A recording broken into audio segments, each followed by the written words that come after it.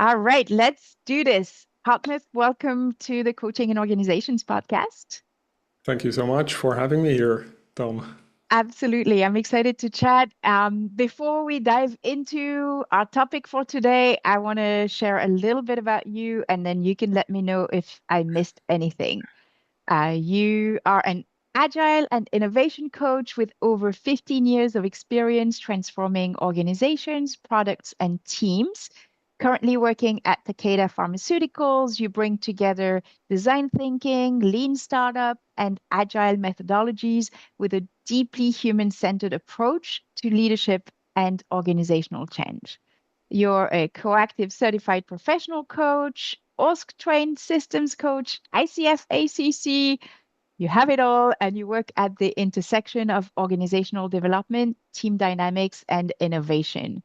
You're currently also serving as president-elect of the ICF Switzerland chapter, where you're actively shaping the future of the coaching profession in the country.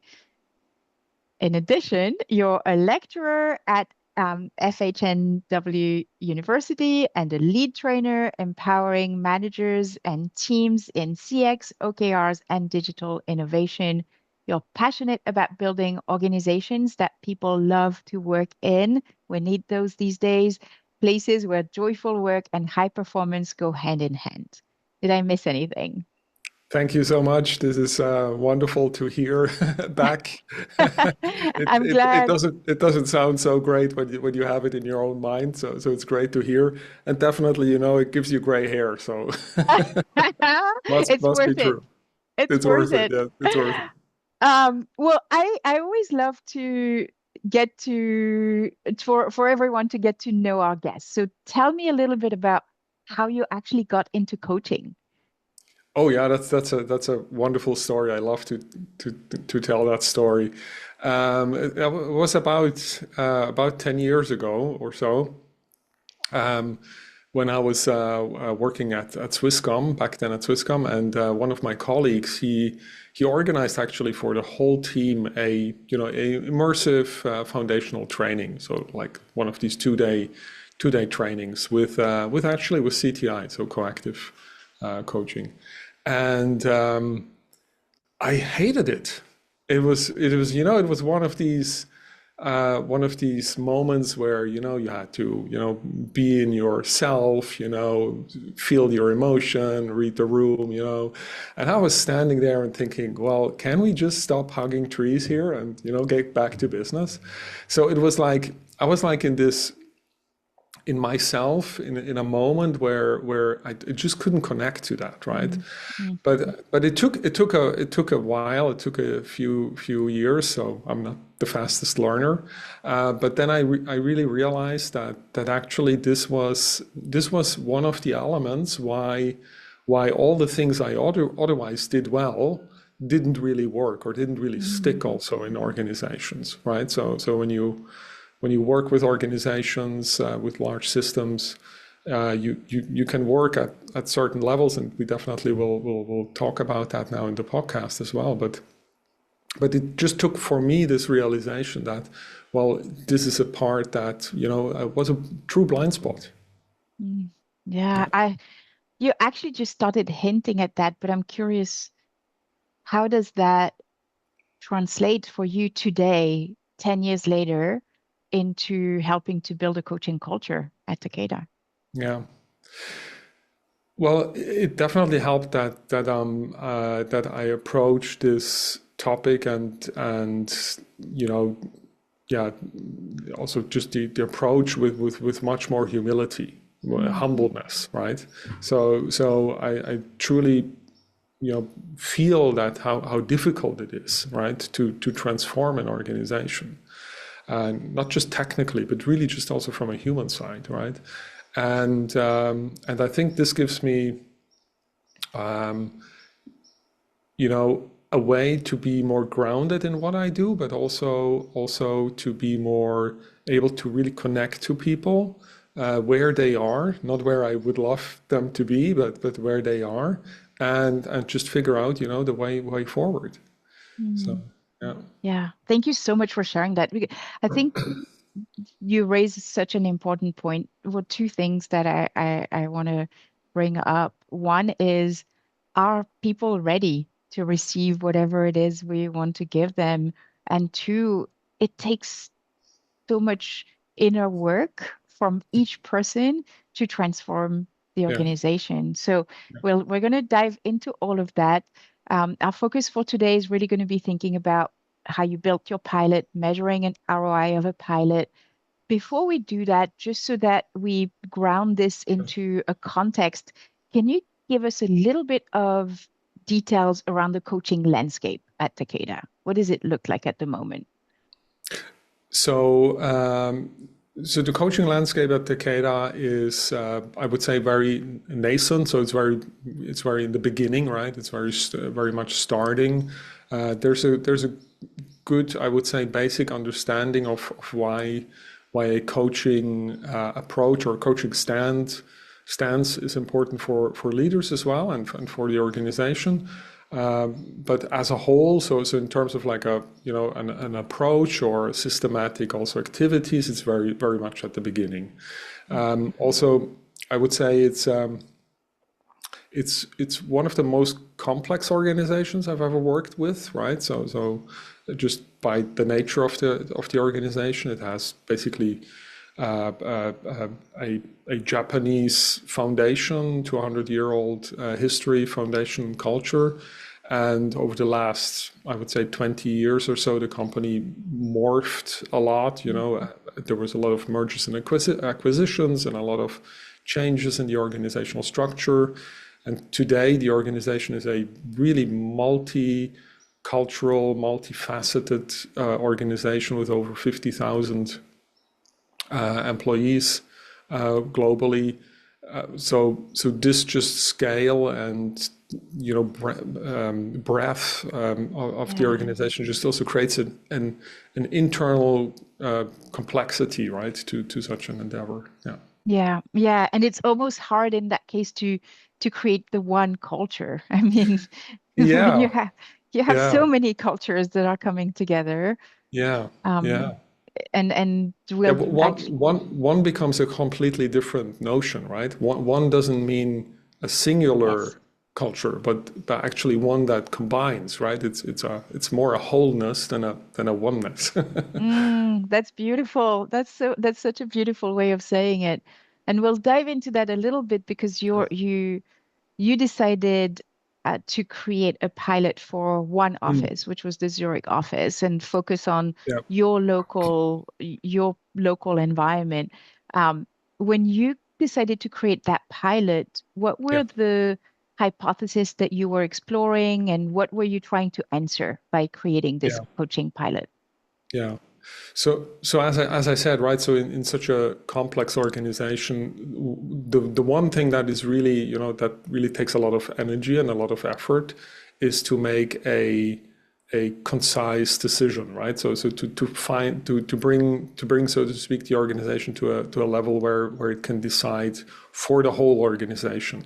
So knowing that, I knew that it would be easier to, so to speak, break the problem down into something where we can better manage. Mm. And of course, luckily here in Switzerland, in Zurich, we have one of the three main headquarters of Takeda globally. So you have basically all organizational functions there, and it is a large enough body of people, of organization, where you can also you know generate enough data points and enough validity for such an experiment. So we and this sounds now more planned than it actually was, right? So it was more like a stumbling upon this realization, right? That we should do that. But it was really so it was really started almost by accident, right? By just engaging with colleagues, seeing that, oh, there's more than just me as a professional coach. So there were other coaches there as well, and we just got into conversation and said, well, what if, right? What if we did that? What if we started that? And that's basically where we kicked it off. Yeah.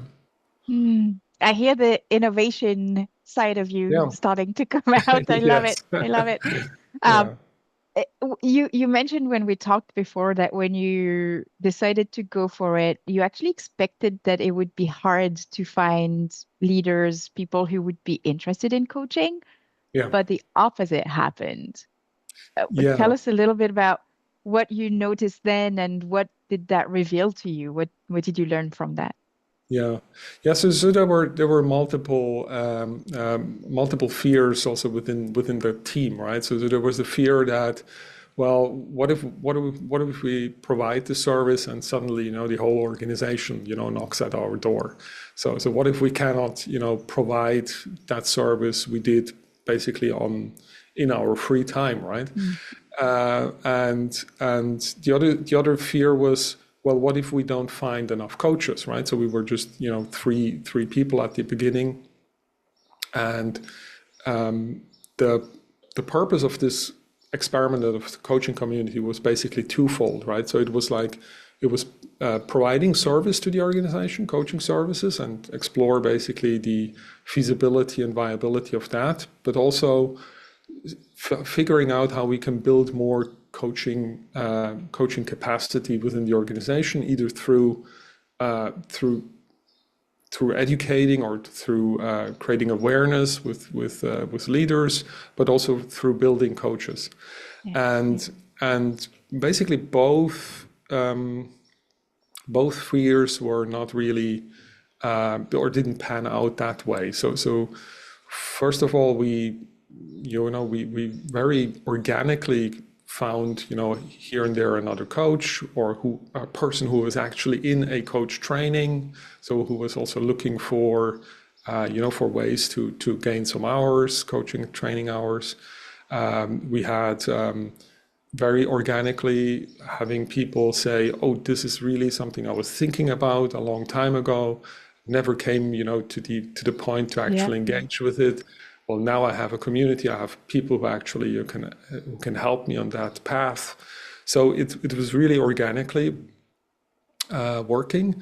And on the demand side, so to speak, on the service side, we just kept it again very organically, right? So we didn't created a huge communication program or something. So we just made a communication in the internal newsletter, said, "Hey, that's a new service here.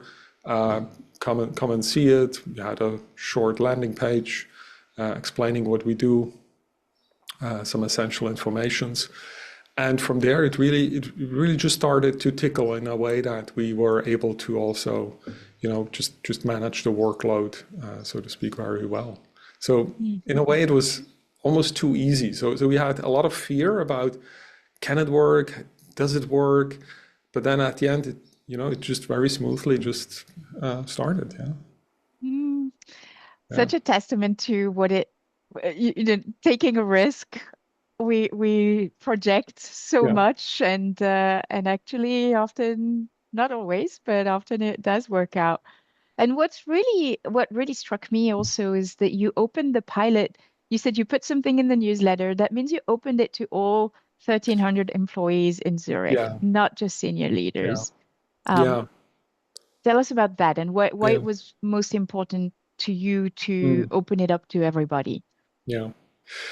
Yeah, so of course, as a lot of organizations have, Takeda also has leadership coaching, right? So for executive levels, they have external coaches for them, but for the vast majority of employees and contributors, there's none of these services.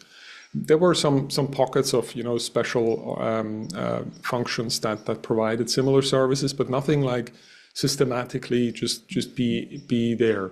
And one of the guiding principles or philosophies behind that coaching community was also that we said, well, Takeda is undergoing a constant change, right? A constant transformation that demands or that can benefit also from a capacity of self-reflection within the the population, within the employees, that where they can better cope or better respond to those changes, right? So all around resilience, right? So how do we build resilience into the organization from the get-go?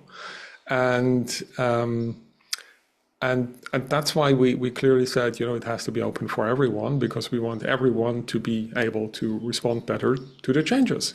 So so that's why we opened that. And I think it is also the right approach if you really want to have a full, a whole approach to organizational transformation, to build that capacity from within, basically. Yeah. This reminds me of something I heard a couple of days ago, which I thought was really powerful. The person said organizations scale what they value. And I thought that was what you're saying here, Yeah. the fact that employees, people are valued, and we want to help them build resilience, build capacity for change, versus we want to build performance so that they generate more revenue, because ultimately the resistance creates, or the resilience creates, the what it takes to build more revenue, what it takes to build To be more engagement, performant also. Yeah. retention. Exactly, Yeah. exactly. Yeah. Yeah. Um, yeah, so thank you so much for sharing that. Mm. When you think actually about impact and the people that you were able to coach, and if you have numbers, that would be great. Like how many did you actually end up coaching? Yeah. And when you think about impact, like what evidence did you want to gather that would matter most early on so that you could potentially replicate in the future? Mm. Yeah. During the past 2 years, roughly now, we managed to coach roughly 100 people Amazing. in those 2 years. Again, right, everything done, so to speak, pro bono and next to our work. Typically, we had a coaching duration of 3 to 6 coaching sessions with them. Again, depending on the topic, also people brought. I would say the biggest benefit really was or is that we were able to again just strengthen the internal resilience of people. So I mean the bandwidth of questions that came into the coaching were very broad, right, very wide. And I would say that in essence, there's just this level up of this leveling up of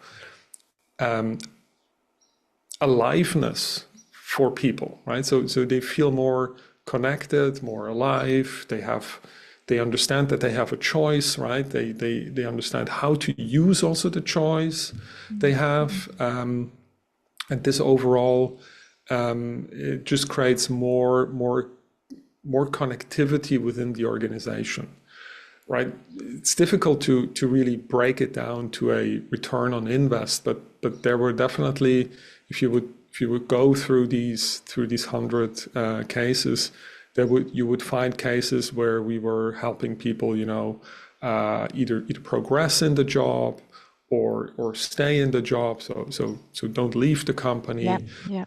or have a different conversation, a different way of creating conversations within their team, so reducing mental friction, mental load, etc. So there was everything, right? Yeah. Yeah. And I mean, this is amazing. And these are things that you can measure, right? If you look, if Yes. ultimately, like when you look at, for example, retention, how many people who have been coached are actually staying Yeah. versus those who haven't? And you just said having different types of conversations. I know Mm. one of the challenge that you named was getting people to see coaching not just as a tool, but as a way of being, almost as a Mhm. leadership stance. Yeah. How did you do that? How did you shift that understanding of what coaching is And did you measure it, or are there ways that you're thinking of measuring it in the future? So we didn't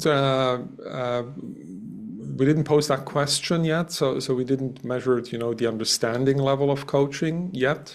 But that's definitely also an interesting question to ponder. But we more looked at really at how can we help people understand what the benefit of coaching is very very easily and very directly without going into too much explanation and cognitive load, so to speak. And what we chose here is really so we had, of course, an internal website where we just created a very clear distinction between, for example, also mentoring, right? So there's some internal mentoring program. So how is it distinct to mentoring? What is the coaching approach? What are other services that are available to employees, like the employee, can I say it?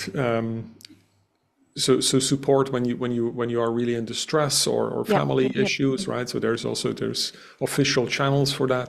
So we clearly positioned our offering, so to speak, in that space of self-orientation, of understanding who I am and where I want to be. So really as a way to have a conversation outside of the organizational construct, but still within the organization. So it's still, of course, it's people who understand the organization and the context, but who are still neutral enough, so to speak, to have an open dialogue. And basically, what we found, what really helped was just to have a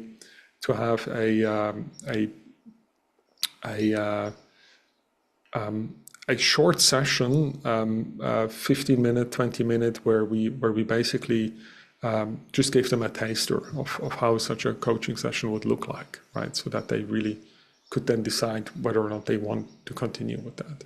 Mm, I love that so much. What a great idea. And coaching is so hard to explain. And the second Yeah, you experience it, you yeah, want it. yeah, So yeah, exactly. getting people to experience it or witness Yeah, it is 100% the best yeah, way for people to understand yeah. what it is. Yeah, I had a couple of people, right, saying to me, "I read the page, but I still don't get it." So Yeah. and then, Yeah, you absolutely. just did it quickly with them, right? You just gave them an example, a taster of how it feels like, and then it clicked for them, made sense. Yep, yep. When whatever group coaching program we start in an organization, we always have an orientation session. And in Mm. that orientation, there's a little taste of what it means. For us, it's group Yeah, coaching, but it's the same thing. Is we explain what it means. We explain what it means to ask great questions versus give you answers, and yeah. what it means to the brain to find an insight for yourself and the motivation that comes from that versus being told what to do. So I so appreciate that you did that, and clearly it created a lot of success. Mm. Um, I'm going to move a tiny bit to a different question, because you had talked about that tension almost between um, a program that could be for the you called it not a one culture, but a whole, I Yeah, think, yeah, the, the wholeness, yeah, the yeah, a whole. wholeness. Exactly, Yeah. exactly. Mm. And so if we think about broad awareness programs, so, Mm. company-wide, 50,000 people and deeper local experiments, Yeah. um, tell us a little bit about that and what helped you decide to stay local, Mm. and what you were able to achieve from that, versus if you had tried to go broad early Mm-hmm. on. Mm-hmm. Mm-hmm. Yeah, I think there's a difference or a distinction between, so to speak, you named it earlier, the value part, right? The values of a company, or the strategy and the goals, etc. So the more abstract Hmm. aspects of Hmm. an organization, uh, the more maybe cognitive heavy load of an organization, which you can which you have to somehow make sure that there is like a one message, right? So you want to have, you want to have clarity in that regard. But when it comes to something like culture and coaching and, so to speak, finding your connectivity to that one message, that just looks vastly different whether you are in India or in Slovakia or in China or in Japan or in the US, right? Because just just the context is so vastly different, right? People here in Zurich, they have, even though there's a large part of the body, so to speak, are expats with we have over 55 different nationalities, but still somehow they are within that same context of Switzerland and the office and the way they're working and how they are connected to that global mission that is different to the people in, for example, in Bangalore, right? In our Innovation Capability Center. So I think that's a challenge, right? Is for an organization, if you want to create cultural change, you can have it as an idea, so to speak, aligned globally, but you have to execute that locally. That there's no way around that, and I mean, of course, there's also tremendous other components, especially when we talk about coaching, right? So the data and privacy guidelines, the ethical guidelines, right, that need to be tweaked or adjusted, right, are just very important factors as well. Actually, thinking about that, what other hidden costs, excuse me, or drains did you see once you started running the pilot? What did you notice that, oh, we hadn't thought of that before starting? Or yeah, what were Yeah. some of those areas that perhaps you have learned from that our listeners can think about? Yeah, I think, and that doesn't really have to do anything directly with coaching itself, but it just became visible now with that experiment. Also, is that in organizations when we as organizational designers or change managers, etc., when we work on topics, we typically we just see one component, right? So we see coaching, we see mentoring, we see leadership development, we see this and that. But what we very seldom what we really do and appreciate also is actually that these things need to connect, right? So you need to create a connective storyline and a connective intentionality behind all of these things, right?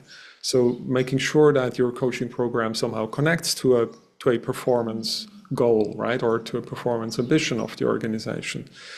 So finding arguments why this is important, but also connecting it to a leadership program or to a DE and IMB program, right? So there's so many moving parts in especially large organizations that most of the time what happens is that people really focus in on just the part and not on the connective tissue, so to speak. And that's also where a lot of, not tension, but like you said, there's a lot of just churn happening in between those things, right? Yeah, and it also makes me think about sponsorship, right? If we Yeah, want the program to be sponsored, there has to be a connection to ultimately what does that mean for the organization and our strategic goals. And if there isn't a connection, or if you can't make the connection, um, then there are small chances the program will be sponsored. yeah, Um, and actually, that brings me to this question of who were the people, the allies that you needed help from in order to make sure that this program would happen and that it was a program that yeah, could be trusted yeah, by yeah, leadership. yeah. Yeah, so what definitely helped was to have support from local HR that so to speak gave us the leash to run this experiment and to work with it within given boundaries, of course, and and also just I would say also the the support then of each and everyone's line manager. So from from the coach's perspective, right? That they also, so to speak, gave enough time and capacity and resource, so to speak, to that.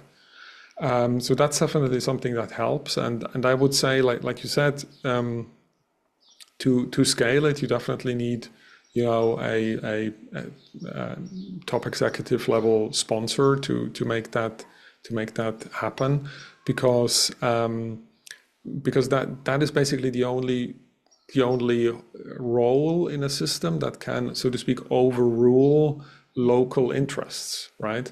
So top level executives, they are mandated to basically keep the whole system running, versus like middle level tier managers, they're more focused on the execution of their respective silo, whether or not that there is a silo, but their local context. And something like coaching, which is like a you know a a capacity that is just within the whole organization, is something that I feel has to be carried by a top executive. Yeah, yeah, absolutely. Um, so we are getting to the end of this conversation, and as you know, we have an unapologetic love for group coaching. So really bringing people together who Yeah. might not know each other, but they work in a similar context. They're not dependent on each other, so it might be groups like of new managers or directors from different regions or departments.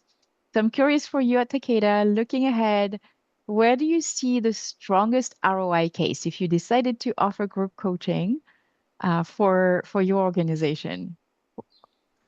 Yeah, I would say definitely around new leaders, right? So helping the leadership tier to align, because that's what they also need to be able to do.